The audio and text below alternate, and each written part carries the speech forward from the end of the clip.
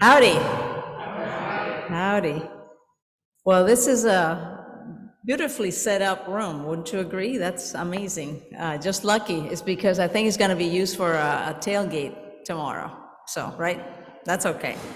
Well, as I think almost everybody here knows me, I'm Elsa Murano, a director of the Norman Borlaug Institute for International Agriculture. Today, we were scheduled to have Dr. Appolinaire Djikeng as our speaker. He is the Director General of the International Livestock Research Institute, ILRI. He and I were actually all this week in Des Moines, Iowa, at the World Food Prize event, which was fantastic, worked out really, really well. I don't know, anybody here has been to the World Food Prize? Yeah, it's an amazing event. But anyway, so this morning at 6 in the morning, more or less, I flew from Des Moines, Iowa to Houston and then drove here. And Dr. Djikeng was flying from Des Moines to Dallas and then Dallas to College Station. Unfortunately, his flight got delayed out of Des Moines. And his flight was even earlier than mine. It was like at 5:30 in the morning. Got delayed. Got to Dallas too late to catch the connection to College Station. And so he is in an Uber car, believe it or not. But he's not gonna get here until like 2:30. Okay, so obviously we either all leave or I give you a presentation to give you kind of an introduction to ILRI. And he will be here. There's some of the faculty are gonna be actually on a meeting with him to get to know him and talk about some possibilities. So that'll be at 2:30. So he might be 5 minutes late or so. At least he's gonna be here. So can you imagine taking an Uber from Dallas Fort Worth? So he's very committed, very, very committed. So let me go ahead and for those of you who may not be very familiar with ILRI and kind of the work that we do, and I will say we because as you see there on the screen, for the last few years, I've been on the Board of Trustees of ILRI. The last 2 years, I've been the chair of the Board of Trustees of ILRI. So Dr. Djikeng, actually, I'm his boss, So I told him, yeah, you're getting on an Uber. Okay. No, anyway, I'm kidding. No, he's a terrific person. But I wanted to tell you a little bit about the work that ILRI does. He obviously can speak about this in a lot more detail. And those of you who will meet with him at 2:30 at the Borlaug Institute, we can certainly entertain these discussions. But I will tell you, he requested to come and speak because actually he wanted to just meet with the faculty. I told him to do a seminar because one of his strategies, and I think is very wise, ILRI, like a lot of the other centers that are part of the CGIAR system, have been very inwardly focused. They're fantastic research centers. They have scientists that do tremendous work, and they do collaborate with other scientists.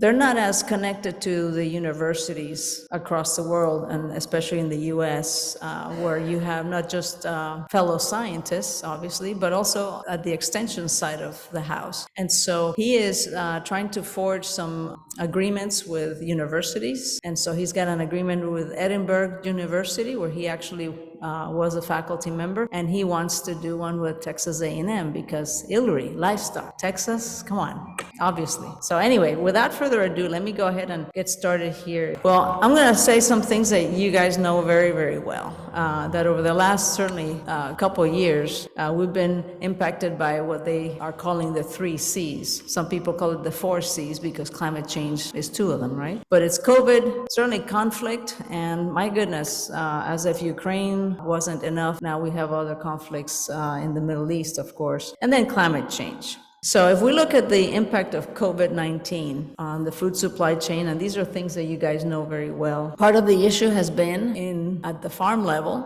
whether it's crop production or livestock production. A lot of people could not work because they had to stay away. They maybe had COVID or their family members did, so labor shortages, as well as, not wanting to be around people that might have COVID. And of course, that affected the supply of pesticides and other kinds of things that countries like China were providing because of that labor shortage. On the processing side of the house, also labor shortages. You probably remember a year or so ago when there were some big issues going on with companies, meat companies, that they could not have their workers standing next to each other as closely as they normally would, and so it created a lot of problems. Packing plants were locked down by local health departments on occasion, and so a lot of issues that you know very well. And in transportation, again, freight was impacted because of labor issues. There was an 80% decline. And then consumer demand.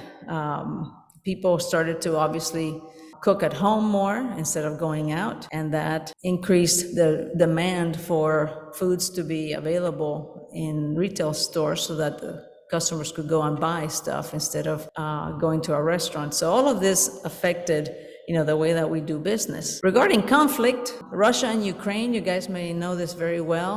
They are responsible, or kind of the history of providing about 80% of sunflower oil, as you see there, 40% of white fish, and they are the largest exporter of some types of fertilizers. So of course, when the war broke out, all of that got affected. So the quality of grains has decreased, as well as the quality of oils, and so forth. Reduction overall of crop yields, okay? And of course, that's caused increased prices. As you know, Ukraine was the breadbasket of Europe, but also supplied wheat and some other crops like that to many other parts of the world that are now struggling because of the lack of supply from Ukraine not being able to produce.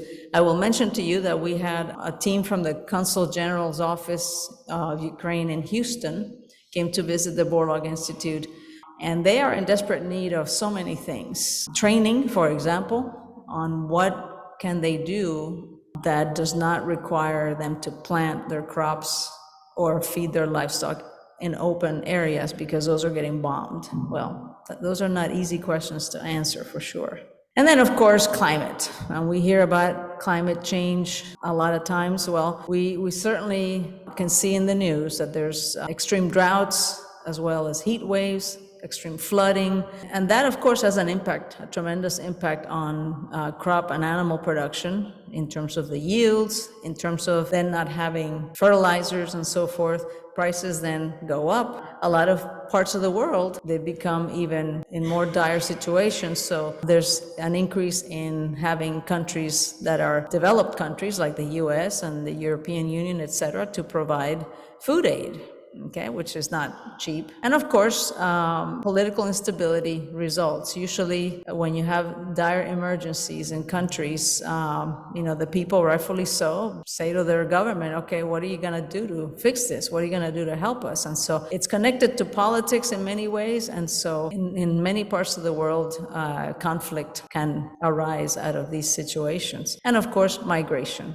We all here in Texas have seen and continue to see the incredible waves of migration coming through our border, because people have to feed themselves and their families. And if these extremes of climate are causing, their crops not to be able to grow properly and feed their food animals, then that's going to be a tremendous problem. As you can see there on the graph, climate change is affecting several world regions in different ways. If you look at Africa, which is, I think, is the fifth one, you can see that a lot of heat extremes as well as heavy precipitation. So it's kind of the worst of two worlds. So having said all of that, and having set the stage for the issues that are driving a lot of the problems around the world, you may not realize this, maybe you do. 828 million people, and this is from 2021, so they have to update these figures, are considered hungry, okay? That's a huge increase, 46 million people from 2020.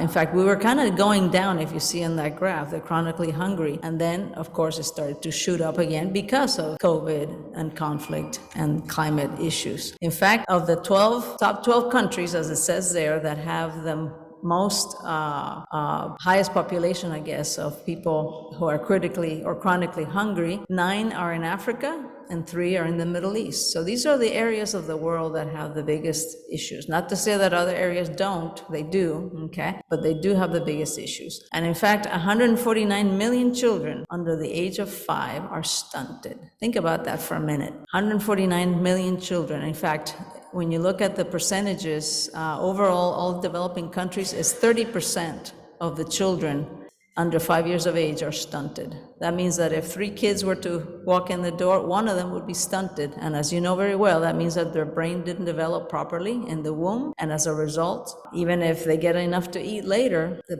brain didn't develop. Too bad. So they're never going to realize their potential. And that's incredible to realize that happens all over the world. But what I always get amazed at is that even as close to us as Central America is, you have those same figures. And that's not all the way across the world in Africa. It's right here, Central America. Let's look at a little bit economics. The global GDP, if you look at its distribution, and this map here shows you kind of size-wise the countries or the regions where you have the highest GDP. And not surprisingly, North America, Europe, and East Asia.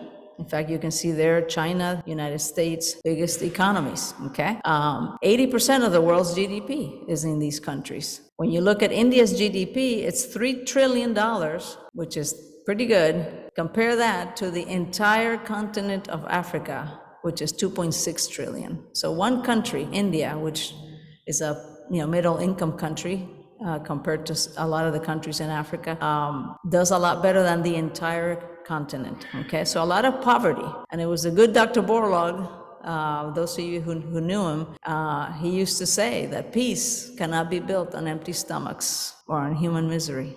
The next one is the one that really is shocking, that California, the state of California, accounts for 3.7% of the world's GDP by itself, just the state of California, which is higher than the GDP of the UK and of Canada. So next time, and that happens to me all the time, maybe those of you who travel internationally, when you come back to the good old US, you say, I'm not gonna complain when my internet is slow, okay? I mean, these are big problems, okay? This is people dying of hunger and malnutrition. All right, so why does it matter that we should focus on livestock, okay? Well, believe it or not, the global contribution, or the contribution to the global GDP by livestock is 40%. That's big. I mean, think about all the different crops that are grown all over the world that are very important. Not only row crops, but also horticultural crops and so forth. And yet, livestock, 40%, extremely important.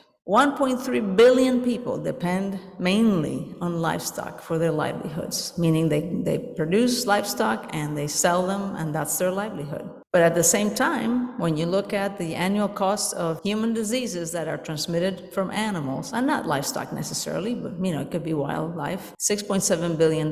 So the connection between humans and livestock, and certainly and wildlife as well, one could argue, but and livestock is very, very critical. Low and middle income countries, LMICs, low and middle income countries, okay, their demand for milk, meat, eggs, the products of livestock is increasing the fastest all over the world because their population continues to increase. And frankly, a lot of the countries, to a certain extent, their income is slightly going up, not tremendously, unfortunately. And a lot of people are moving to urban areas and leaving the countryside. And so their demand to have these products readily available for them to buy continues to go up. These low and middle income countries, okay, when they sell these products is really in informal markets. It's not like we do here in the US. So you see there the different graphs: beef, milk, poultry and pork compared to cereals and fruits and vegetables in the various parts of the world. You can see, if we look at beef, for example, it's Southern Asia, definitely Africa, okay? If you look at poultry, again, Southern Asia, Africa. Pork, a lot of it in Africa, and so forth. So livestock do matter tremendously, okay? Now, here in the high-income countries like the US, there's a sector of the consumers that are not wanting to do anything with livestock products. That's fine, not a problem, because they have availability of a lot of other things. In a lot of these countries, you get what you get. And so having the protein sources that are provided through livestock derived products is crucial for these low and middle income countries. And of course, when you look at these low and middle income countries, is really smallholder farmers, okay, family farmers, if you will, that provide most of the products like dairy and eggs and so forth. So it's not big companies like we have here in the US. It's small producers. Look at the figures there, how many people derive their livelihood from livestock in these countries. And it provides them with jobs, with income, of course. And again, this is about poverty reduction, because, you know, when you hear about food insecurity, and that's certainly true, but if we give people food, that's a short-term solution. You have to give them the way for them to do for themselves, to be lifted out of poverty, and that lifts them out of hunger. So it's the economics side of all of this is very important, and I see Dr. Nega back there, so I just had to say that, sorry. So, and as you can see there in the different regions, certainly in Africa is the share of total livestock-derived products that are produced by small farmers. You can see 72% of all those livestock-derived products in Africa are produced by these smallholder farmers, by family farms. In Asia, the same, 75%. In Northern America, 8%. Because it's mainly the big companies, okay? Nothing wrong with that by any means, but it's a lot more efficient compared to when it's family farmers trying to do the best they can. They don't have necessarily the access to the knowledge and to the inputs that they need to be successful. Now, one thing I wanted to make sure that people realize, because, you know, livestock get blamed for a lot of things, right? Obviously, there's greenhouse gas emissions from methane production, et cetera. But when I go around the world and I visit various places and talk to people and so forth, I see that they kind of tend to overstate the contribution of livestock to climate change. Because usually, okay, and when you look at reports from the United Nations, they say that livestock are responsible for 18% of greenhouse gas emissions. But in figuring that out, they include the contribution of transporting livestock and so forth, and livestock products, and that's indirectly related to livestock, but it's not livestock production purely, okay? It's transportation, and of course the gasoline and petroleum industry is really what needs to be blamed in that case, okay? The other thing that I noted is that methane, which of course is emitted by livestock, breaks down in 10 years, which seems like a long time, but not really, compared to carbon dioxide, which, you know, stays in the atmosphere for about 1,000 years. So when somebody else tells you, oh, you're working on livestock, you know, why would you? Livestock are awful. Just say, wait a minute, where's your data? Where's your information coming from? And really, when you look around the world, the contribution to climate change from livestock depends really heavily on the region, okay? You can see there, the various colors have to do with the different species. So the orange is the beef, the blue, dark blue is cattle, but for milk production, dairy cattle, and the light blue is pork, the kind of yellowish is chicken, meat, and eggs, and so forth. When you look, Latin America and the Caribbean are by far the largest contributors to greenhouse gas emissions from livestock production, okay? You see there North America, of course, South Asia and Southeast Asia, and Africa, amazingly small. Why? Because they are not producing as much livestock as we do, and as they do in South America, but they need to. They need to do it. They need to do it in a smart way, though, so that they don't contribute to the greenhouse gas emissions. Okay. So now let me tell you a little bit about the International Livestock Research Institute that Dr. Appolinaire Djikeng is the Director General of. He was actually, we appointed him just a few months ago. He's a new Director General.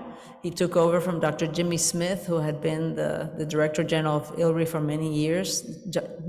Jimmy Smith had come from the World Bank, whereas Appolinaire Djikeng, he actually worked at ILRI as a scientist years ago, left ILRI to become a faculty member at the University of Edinburgh in the UK. And so he's like one of us. He's a faculty member. He gets it. He's not disconnected from this. And I think for that reason, he knows the contribution that universities can have in research and extension and education in general, and that's why I think he wants to definitely connect with us and other universities. So ILRI was established in 1994, Okay, there were two research institutions at that time, nonprofit research centers. One was the International Laboratory for Research in Animal Diseases, okay, ILRAD, ILRAD, in Kenya. And there was another one, the International Livestock Center for Africa and Ethiopia, or ILCA, okay? So these two research centers, entities, they merged, okay? Because they saw that it would be better to join forces, if you will. And so ILRI right now, modern day ILRI, has two campuses, one in Nairobi, Kenya, and one in Addis Ababa, Ethiopia. And I have the privilege of going there twice a year to these campuses. Anyway, their mission, as you can see there, is to improve food and nutritional security and to reduce poverty in developing countries through research for the efficient, safe, and sustainable use of livestock.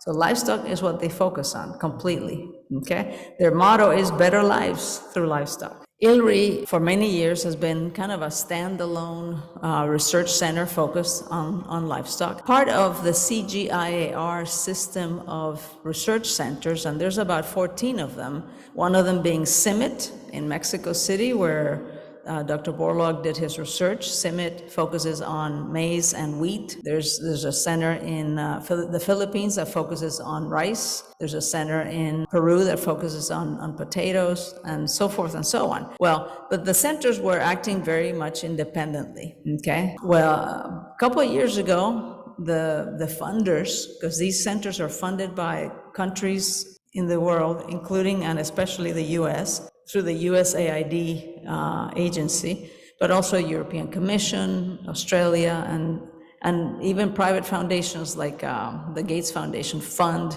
these centers.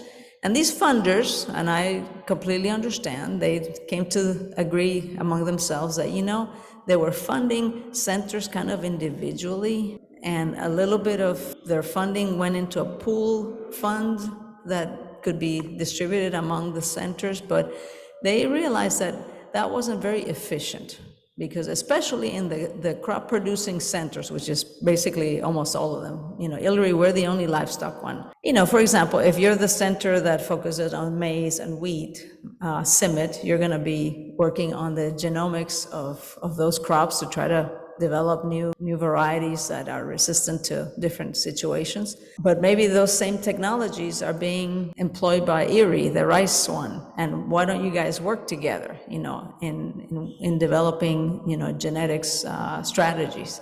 So there was a lack of cooperation, so a lot of duplication of efforts. So a couple of years ago, it was decided that the CGIAR centers would form themselves into an integrated coalition of centers, okay? Well, easier said than done. You know, if I told you right now that, okay, all of you have to start working together right now.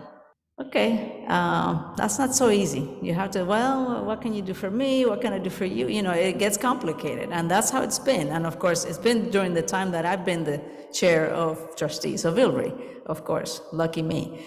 But we had a rough time at the beginning. The first year was not good because you have to understand that the way that the CGIAR system works, every one of these centers that's located in a country, they have an agreement with that host country, because that host country allows them, for example, not to pay taxes, and lots of, it provides them the land, you know, all kinds of things that those specific centers have agreements, legal agreements with their host country. So you can't just throw that away because now we're all this one big happy family.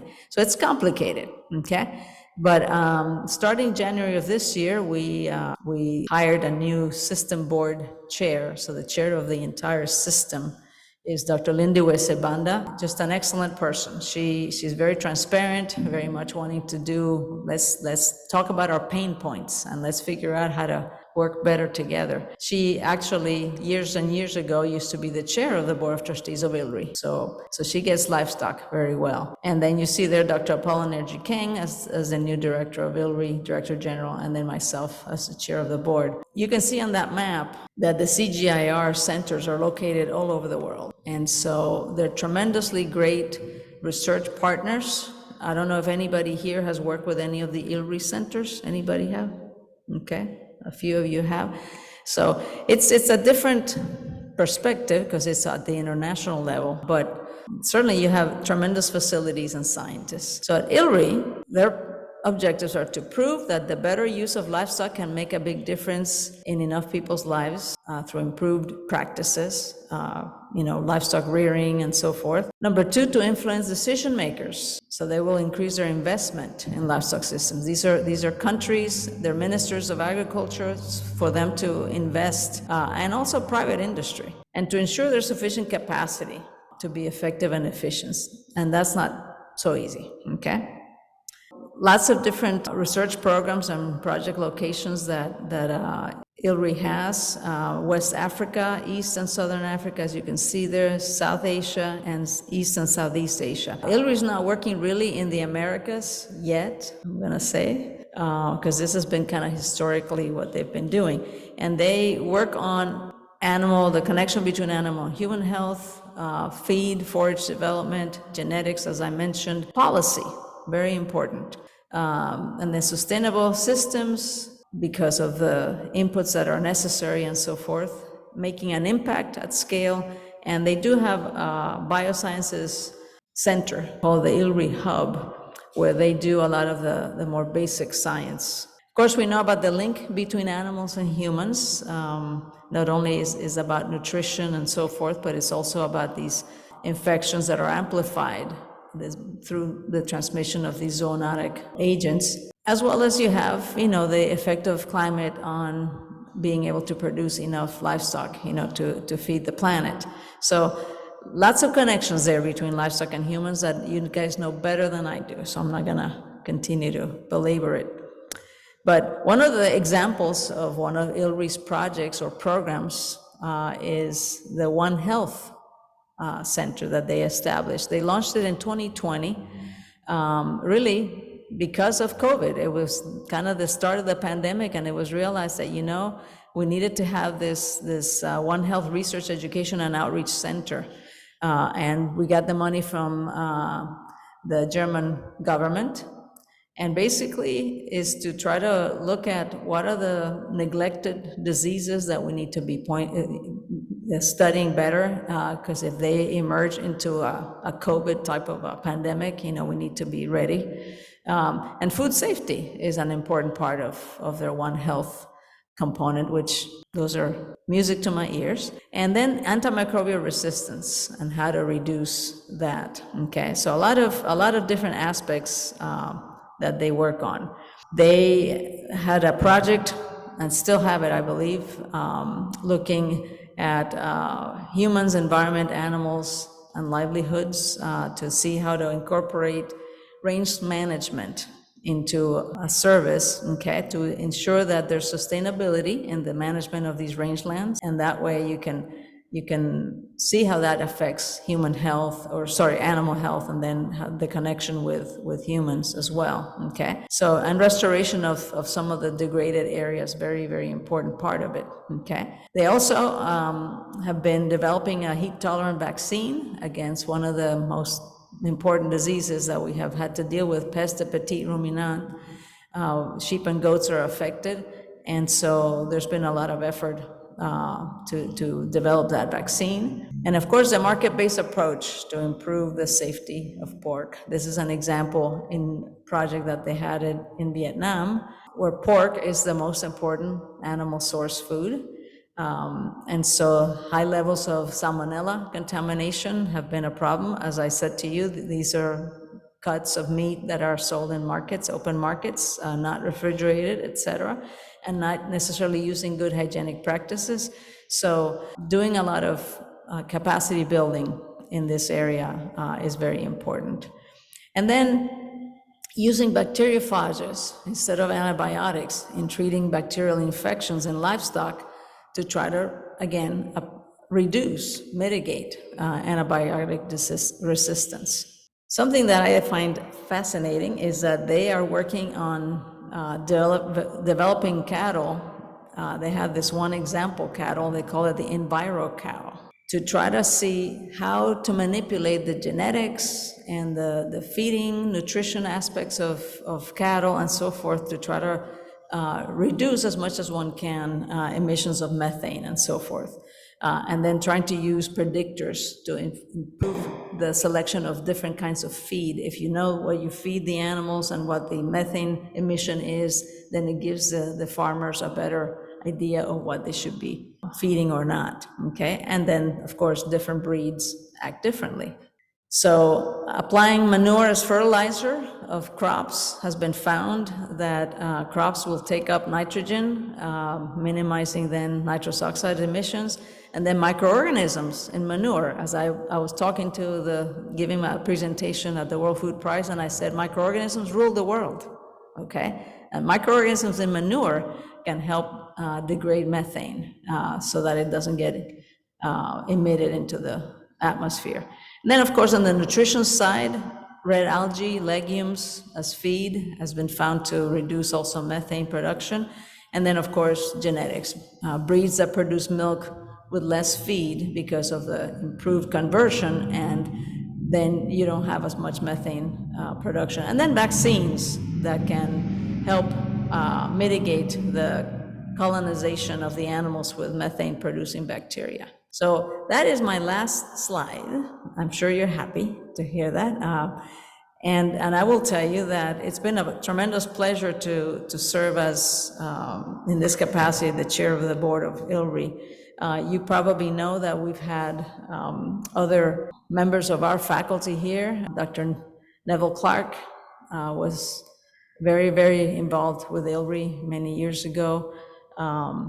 And several others. So it's kind of a tradition. And so I was thrilled when Appolinaire said to me, you know, I think ILRI needs to have a connection, a deal, agreement with Texas A&M to continue to do the work that we do, and so that we can learn from them and vice versa. So with that said, any questions or comments, especially comments, because you guys are the experts in this. I'm just a food microbiologist. Any comments, anything you want to say, those of you who maybe have worked with ILRI, like my good friend over here, can I call on you to say, either one of you? No? Yes? She worked for 9+ years. So what would you say is the main, what makes ILRI so important? Knowing what you know, working in there yourself. So bringing together people from different backgrounds, yeah. Yeah. Very true, very true. And by the way, it's a tremendously great internship that our students could do, is to go to ILRI, spend, you know, a few weeks or, you know, whatever they allow us to do. They come back incredibly excited, and because they get to see everything from the simplest to the complex, which sometimes here in the US we're so advanced that we don't get to see the simple problems that affect a lot of people, livestock producers around the world. So anybody else, any comments or questions? Yes, sir. And you may have to speak up a little because we don't have a microphone, unfortunately.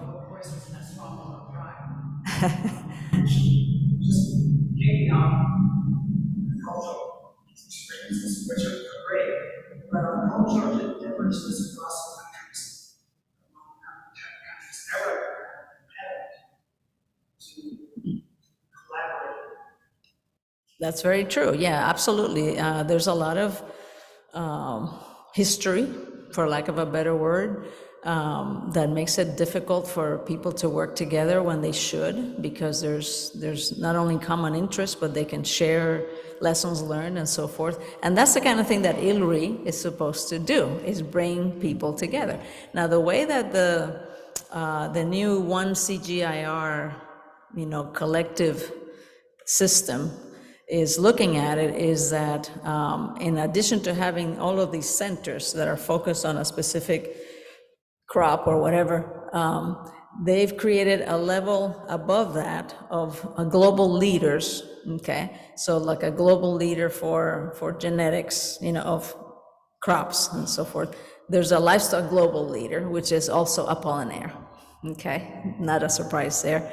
to try to bring together, what are the concepts that we need to spread out. Now, one of the things that I think is missing with the CGIAR centers, including ILRI to a certain extent, they consider themselves solely a research institution, so they don't do as much of the capacity building, the training, the extension outreach as they should, and they recognize that now. So if you think about it, they're becoming more like us, okay? And I think maybe that's why they want to collaborate with universities, so they can learn how it is that we do that, how we connect our researchers with our extension agents, so that the extension agents have the best science, and can also communicate to the researchers, hey, there's these issues going on that we see when we talk to people. But yeah, no, it's not easy, by far, not easy. When you go to countries and you see a lot of, in fact, within a country, there's issues, as you know very well. So, but I commend them highly, because they employ a lot of researchers, et cetera, that are from different parts of the world, and they do that on purpose, so that those kinds of issues can maybe be minimized to a certain extent. Well, thank you all very much for listening to me instead of Dr. Djikeng. Now at 2:30, so that's about 45 minutes from now, there's faculty that had already indicated that they would be very interested in meeting with Dr. Djikeng. And to be honest with you, let's talk business with him and say, okay, what is it that we can do? Because they get a lot of funding from the same sources that we do, to be quite honest with you. Those of us who work in international, so USAID, for example, but we want them to be a partner, not a competitor. And also they can access World Bank funds, not directly, but when the World Bank provides funding to a specific country, it's natural, if you will, for that country to engage a center that is residing there all the time, to do the work. So it actually would behoove us, because we can't have a presence in all these countries, obviously. We're in countries whenever we have a project, but when the project's over, we have to leave. Whereas they're there all the time, and that's can be incredibly helpful to us, as I mentioned, not only for our students to have a place where they can learn about these things, but also, frankly, when we are wanting to work in a specific country and one of these centers is there, if we have a connection, and specifically with ILRI, you see that they have a presence in various parts of the world, that can be very helpful to us as a partner institution. So. All right. Oh, yes. There's a question online. We did have a question. They wanted to know if you would be the liaison if we wanted to collaborate on animal health research with them. Okay.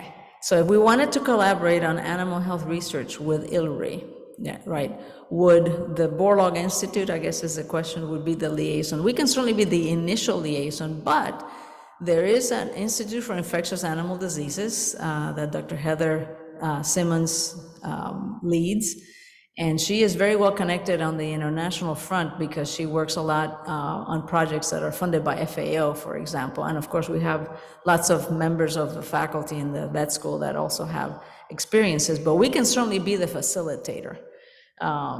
Because having the Borlaug Institute kind of as the entry point, and then, if it's something that's animal diseases, we'll bring the vet school, of course, okay?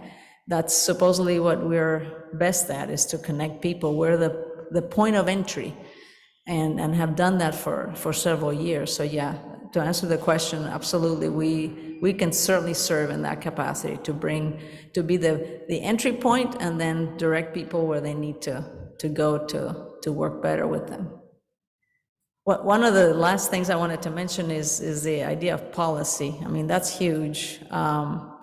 We at universities, we tend to, stick with the science and so forth, as well we should, and the science is the basis for policy decisions, but it's very important for us to engage in policy. And so getting to know heads of state, ministers, et cetera, very, very important. One of the reasons I was at the World Food Prize is, I wanted to interact very much with the head of the African Development Bank and got to do that. The president of Ethiopia was there. Lots of different people that really they have to be convinced, some of them have to be convinced as to the value of what we can bring to the table and the kind of projects that we can do that can help solve the issues that they are most concerned with, which is, frankly, they're farmers or producers not really earning enough of an income, and that causing them to stay in the poverty line. One of the presentations that was made at the World Food Prize is the fact that, and in fact, it was Adesina, the head of the African Development Bank. He said, Africa has all the natural resources to feed itself and the world, but they don't. Why? There's a lot of challenges, and I think we can probably name a whole bunch of them, but that's the kind of work that we can help them with, but there has to be that connection with the decision makers, which is frankly one of the things the good Dr. Borlaug used to do, and he did it very well towards the end of his life. He traveled all over Africa trying to make the point to these heads of state that, if you want to prevent conflict, if you want to prevent, all the bad things that can happen, you need to help people help themselves and provide them with access to credit and the natural resources and the innovations so that they can be very efficient at producing whatever they produce, and in our case, being livestock, in a way that is sustainable, that is resilient to all the various climate changes and so forth. And we can do it. We have the science. We just have to go to these places and test it out and prove it to them that it works. So with that said, I think maybe we'll end right here. And again, come at 2:30 to the Borlaug Institute. Hopefully, Dr. Djikeng will be there if his Uber didn't get slowed down by the rain or whatever. If worst case scenario, I always like to think of what would be the worst that can happen. Worst that can happen is he doesn't make it here till 6 o'clock or something crazy, and we can't meet with him. What I'd like to do then is, and I'll let you all know if that happens, we can certainly arrange for a meeting with him, kind of a Zoom meeting. It would have to be like 8 in the morning because they're like 8 hours ahead in Kenya, and that's where he's going back to. At the same time, I'm going November 30th to Nairobi for our ILRI board meeting, so I can certainly, bring him some information or contacts or what have you, specific things that you guys may be interested in discussing with him one-on-one, as opposed to kind of as a group discussion, okay? All right, well, with that said, thank you very much.